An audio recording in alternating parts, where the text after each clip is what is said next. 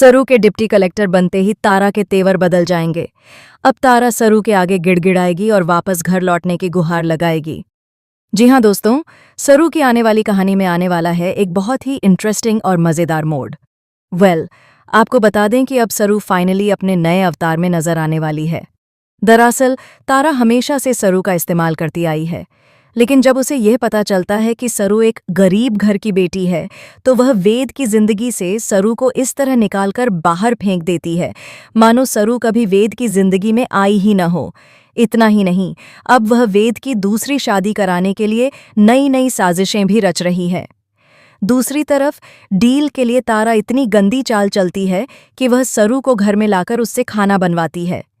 यह बात चंद्रकांत से बर्दाश्त नहीं होती और वह कहता है कि भाड़ में जाए ऐसी डील, मैं अपनी बच्ची को अपने साथ लेकर जा रहा हूं।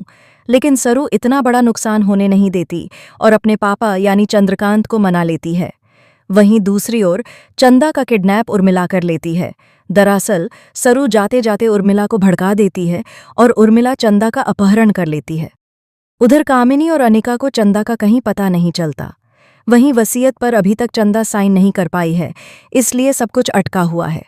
आने वाले ट्रैक में चंद्रकांत यह भी कहता है कि एक दिन ऐसा आएगा जब तारा वेद की जिंदगी में सरू को वापस लाने के लिए गिड़गिड़ाएगी और तब उसे सरू की अहमियत समझ आएगी। जी हाँ दोस्तों, जल्द ही कहानी में यह राज भी खुलेगा कि सरू ही इस घर की बच्ची है, यानी चंद्रकांत की बेटी और इस घर की बड़ी पोती।